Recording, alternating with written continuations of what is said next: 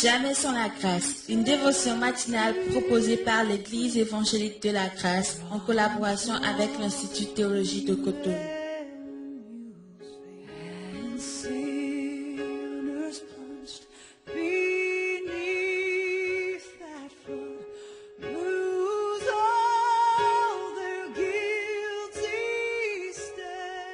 Bonjour chers amis, chers internautes, nouvelle journée, nouvelle provision, bienvenue dans cette dévotion, que le Seigneur vous bénisse, qu'il vous fasse du bien. Seigneur, nous te confions ce nouveau départ, merci de venir et de remplir nos cœurs, de nous donner à tout ce dont nous avons besoin, l'attitude qu'il faut pour apprendre et recevoir de toi, au nom puissant de Jésus-Christ, notre Seigneur et Sauveur. Amen. Alors ce matin et dans les jours à venir, j'aimerais nous entretenir sur un passage biblique que nous voyons dans Jean chapitre 8, le verset 12. Jean chapitre 8, le verset 12. Il est écrit, Jésus leur parla de nouveau et dit, je suis la lumière du monde.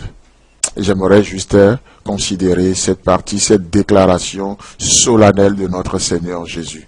Je suis la lumière du monde. Amen. Vous savez, en affirmant ceci, Jésus-Christ est en train d'attirer l'attention de son auditoire sur trois choses importantes. Mais ce matin, j'aimerais juste voir deux choses avec vous. Et Dieu voulant, demain, nous verrons la troisième. Jésus-Christ, en affirmant « Je suis la lumière du monde », il attire l'attention de son auditoire sur trois vérités clés. Contrairement à ceux qui marchent dans les ténèbres, la première vérité, Jésus dit « Mais vous n'aurez rien à craindre en marchant avec moi. » Amen. Ceux qui marchent dans les ténèbres ils ont une peur, ils ont une crainte, parce que les ténèbres font peur. Je ne sais pas si vous confirmez ce que je dis, mais en tout cas, j'avais fait le village des années, je sais ce que c'est, même en ville, il y a des coupures d'électricité, vous êtes dans les ténèbres, ou vous vous réveillez le matin, pas de lumière, tout était éteint, on sait combien les ténèbres inspirent la crainte. Et donc, contrairement à ceux qui marchent dans les ténèbres, Jésus-Christ dit, pour vous qui me suivez, vous n'aurez rien à redouter. Amen. C'est beau de rentrer dans la journée avec une telle assurance. Aujourd'hui, je n'ai rien à avoir peur. Je n'ai rien qui pourra me faire peur. Je n'ai rien qui pourra semer la zizanie dans mon cœur. Vous n'avez rien à craindre. Vous n'avez rien à craindre. Et pourquoi nous n'avons rien à craindre aujourd'hui? Parce que Jésus-Christ nous conduit. Jésus-Christ nous dirige. Lui-même, il nous conduit sur un chemin. Sur ce chemin, même l'aveugle ne pourra se perdre.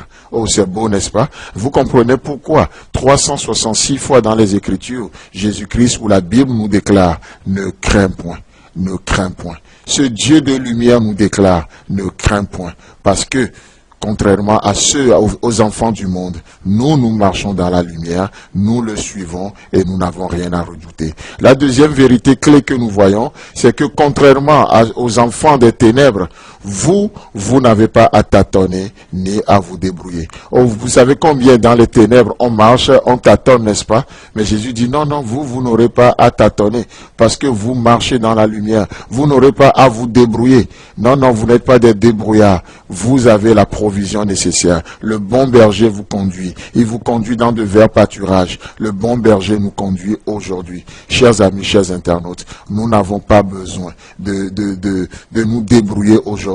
Nous avons la provision nécessaire. C'est ceux qui n'ont pas de provision qui se débrouillent.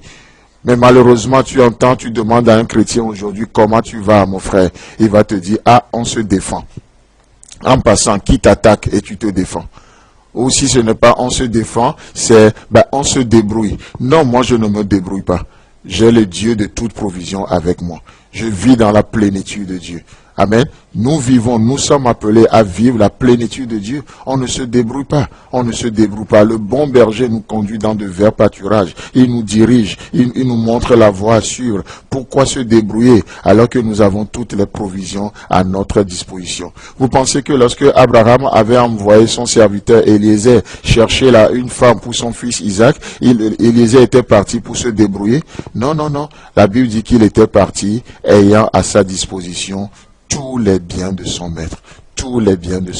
Alors, Pourquoi aujourd'hui se contenter de la médiocrité lorsque nous avons l'excellence à la portée de la main?